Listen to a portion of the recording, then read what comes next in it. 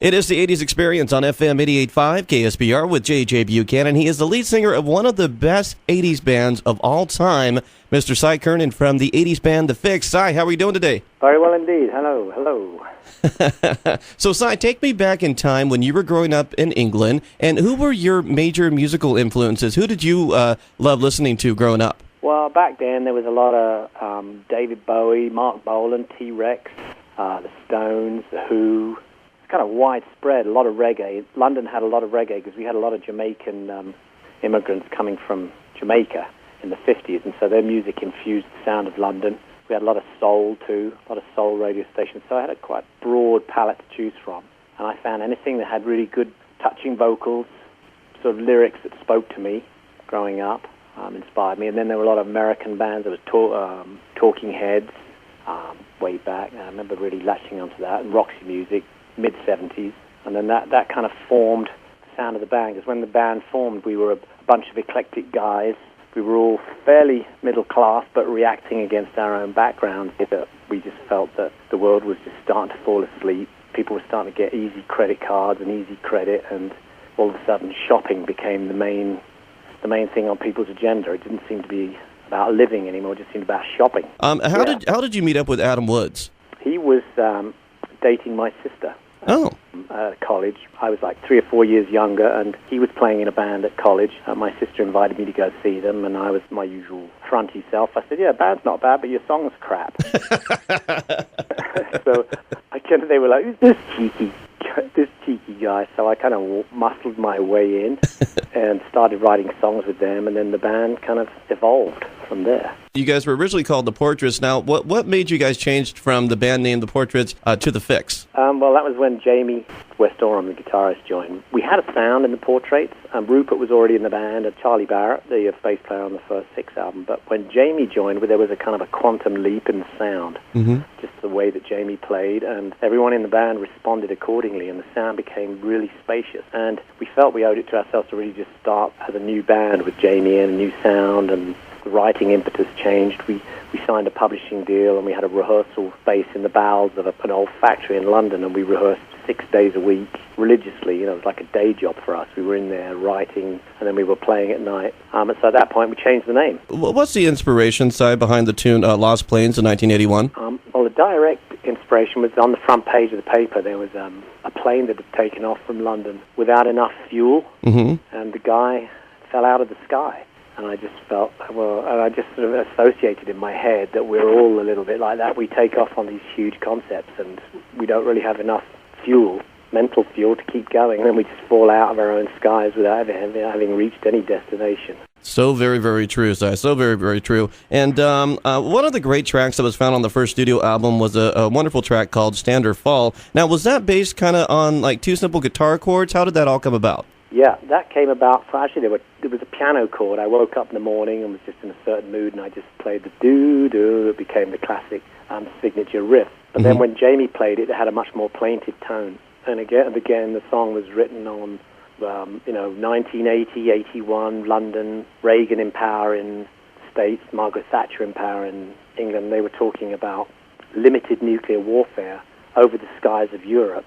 And nobody seemed to be asking us our opinion. It was just, I felt really impotent. Now, I was a little bit of an activist, and I thought music was going to be my tool, but I still felt vaguely impotent that nobody was discussing these things in a kind of referendum platform. It was just closed-door politics. And that song and Red Skies both came out of that sense of frustration. So Red Skies was kind of based on the same concept as Stand or Fall? the same theme of a threat of nuclear war. Because at that time, the Russians were still playing rattling their sabers and pretending to be the big angry commies on the block. We all went on to know that they were just empty cardboard tanks later on, but at that time the threat was real, and they had nuclear warheads, and it only took one crazy guy to make the wrong decision, and we'd all been smoked. Oh yeah, no doubt about that. And the 1983 album Reach the Beach, which is one of my personal favorites out of your musical catalog, became one of the band's most successful commercial albums. I love the music video for the tune Saved by Zero. How did that video come about? I know there's a story behind that. It was just, I think the song was, I wrote it from a point of view of, you can't fall from the floor when you find yourself drained out and you have absolutely nothing in you. It's a starting place. you can only go up from there. And so we met this director, Brian, I forget his surname now, Brian something or other. Nice guy who came in with the concept of, I used to like painting, and my mother was a painter and artist, so he kind of set the scene as me as a starving artist, which I was in musical terms. Mm-hmm. He just set the story of Saved by Zero and an artist not being able to pay the rent and selling out. Videos tended to, in those days, it was early on, there were a lot of extras suddenly appearing and actors walking around the stage, and I found it a little confusing, to be honest. Mm-hmm. Mm-hmm. But luckily, the enigma of the song went on, and it was bigger than the video, and still gets a bit of attention today. Yeah, it's a great, great song. Another great music video that I remember here in the States on MTV in real heavy rotation was the tune One Thing Leads to Another. How did you come up with that brilliant track? That was 10 minutes after we went down the pub. We were having a bit of a sort of creative block that morning, so we went, well, let's go down the pub, and we had an Irish landlord who had a pub next door to where we rehearsed. He used to take care of us. Mm-hmm. So we all had a couple of pints of Guinness, and for us, that's like holy water. Yeah, that'll change everything. Changed that whole mood. We went back in there.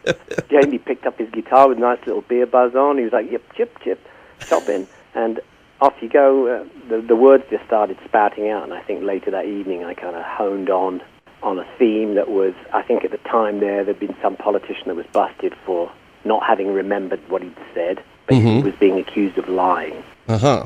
And he ran into his own lie further down the road, and it blew his career. So that's what One Thing Leads to Another is about. And I just like the fact that a pop song starts with the deception with tact.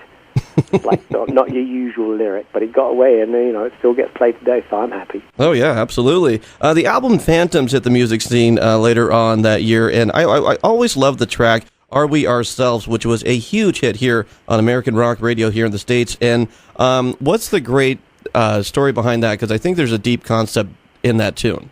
Yeah, well, I guess the whole theme behind Phantoms as a piece of work was, after Reach the Beach, our lives changed dramatically. You have huge success, you're out on the road, and we were writing all this material in another environment. At least my head was just in a different world. Mm-hmm. And things that I thought were stable in my life were no longer stable, breakdown of marriage, and you start to feel a little bit like a phantom in your own life. And so the question, are we ourselves, is, it was a juxtaposition between are we ourselves in terms of our thinking before we're indoctrinated by the system, and then also in the video we sort of take the fact that are we alone in the universe, and so we played those two concepts in the song and just laid it out over a great little funky groove. And for those people who wanted to dig a little deeper in the questioning, it kind of hit, because I think when you're growing up, adolescent, teenager, college years, you start asking yourself some questions about your own existence, and those are the things I like to write about, and I definitely was questioning my own reasons for being around at the time, Right, yeah, I totally agree with you. The 80s were a different decade altogether. I mean, worldwide, it was just so many different things were happening with our world that, I'm glad you guys put it through music, because that's pretty powerful in my personal opinion. Yeah, I mean, you could look back now, you could say that, it was the beginning of a great hurrah party in terms of free money and deregulating everything, but it was the beginning of the change. Right. It was like the last party before we all had to stop and start behaving responsibly and collectively, which is pretty much where we're all grinding to now. Mm-hmm. So even though it was a very original music movement, and there was a lot of opportunity and openness and wildness, and a lot of new concepts and freedom, at the same time, I think it was humanity's last hurrah at being selfish. If you have the original 45 of Are We Ourselves, the flip side was a great track called Deeper and Deeper, but that was originally recorded as like a 6.5-minute song, right? Yeah, that was like a one-off song. We did that for the Streets of Fire. There was a guy he's now the head of, what do you call it, the big record company, God, the biggest one on the planet. I can't remember the name now. Not Universal, the other one. Sony. Jimmy Iovine. Sony? No, the other one. Warner Brothers. It became Warner Brothers. Interscope. There you go. Gotcha. Okay. The head of Interscope. He wasn't head of Interscope then, but he's now. He came to us and said, "Would you write a movie? I'm doing the soundtrack for this film. Would you write a song for the movie?" And I said, "Sure." And he said, "I'll be in New York in a few weeks, and I'll come and hear something." And so his secretary made an appointment to come and hear the track. And Jamie and I were living in the same building. He was living below me. And all of a sudden I went, oh, my God, Ivan's coming around today to hear the song, and I hadn't even written anything. So I called Jamie up, and he's like, oh, crap, what are we going to do? So I just started playing this riff, and it just had that sense of urgency. Literally, we just got the first thing down, and I just had a little 4-track machine then, and hit play, record, and the doorbell rang, and it was Jimmy Iovine come to hear the track. Wow. And I'm like, whoa. And so he came in, and he's like, Mr. Cool, he's a really sweet guy, and he came in, and he's like, yeah, that sounds great. That sounds really great. Let's go to lunch. Perfect. So that was done. And then a few weeks later, we recorded it with the band, and it went on to be a huge rock hit. The last thing was #1 for 12 weeks. And I, like an idiot, said because it wasn't written in the concept of the Phantoms album, I didn't want it on the album.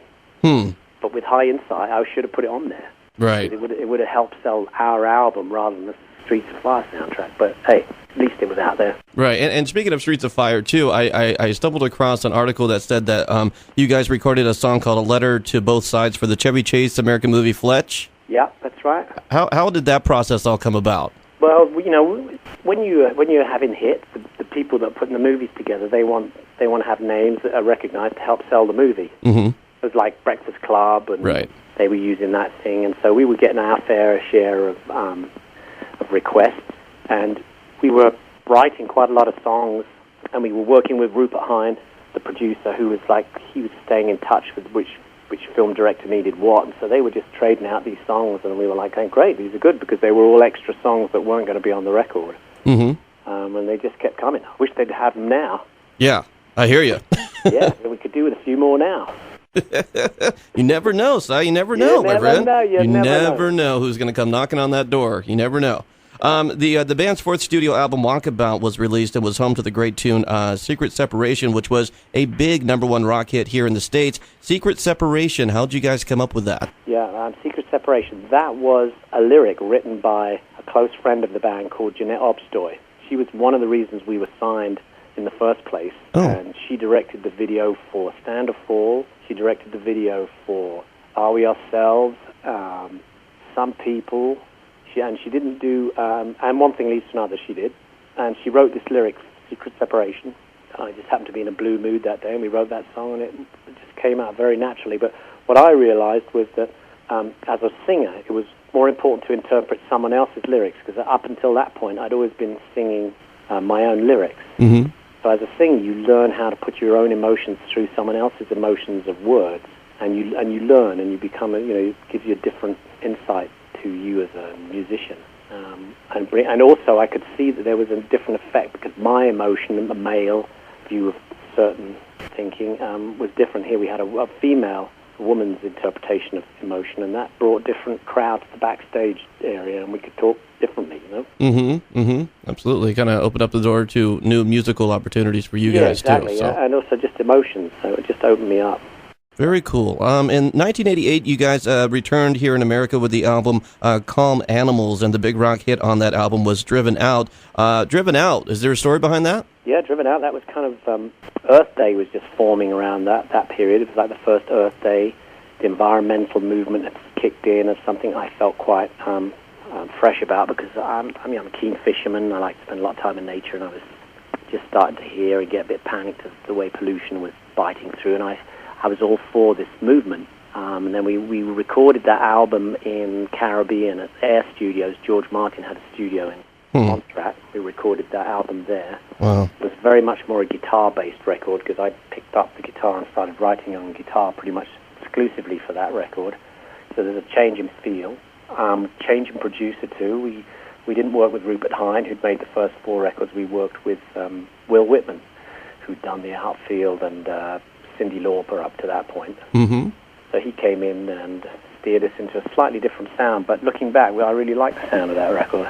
Yeah, it's a great record. Great record. And then, Si, I'm hearing that you guys are working on a new album called Beautiful Friction? That's right, yeah. We're up to that right now, yeah. It's going to be out. The release date is July 17th. It comes out on Kirtland Records, which is a division of Sony. Okay. And that'll be out July 17. And I think the first single is a song called Anyone Else, which will be moved out June 4th. I think it goes to radio. Okay. Awesome. I can't wait to hear that. That's going to be great. I can't wait to hear that's, that. it's a good one. It's been a while. We've spent 3-4 years working on it, and let me tell you, the title, Beautiful Friction, is what it implies. There was a lot of creative, not conflict, but it was tough birth. Right. I think as you get older and you look back over the legacy of your work, it's tougher to find something where 5 guys are all really happy about one thing. So we go that extra mile, Right. And are you guys going to go on tour side with that album, or what? Yeah, we'll be out. We're pretty much out all the time, but okay. There'll be a bigger summer leg. And what we like to do is because we live in England, we tend to we'll come in for a weekend or do 2 weekends and a week in the middle. So we come out for 10 days every couple of months. Okay. And if the tour picks up, if the album picks up, then sure, we'll be touring a bit more. Wonderful. Well, Cy Curnin from the 80s band, The Fixx, thank you so very much for being a part of the 80s Experience tonight. I really appreciate it. My pleasure, JJ. Take care, man.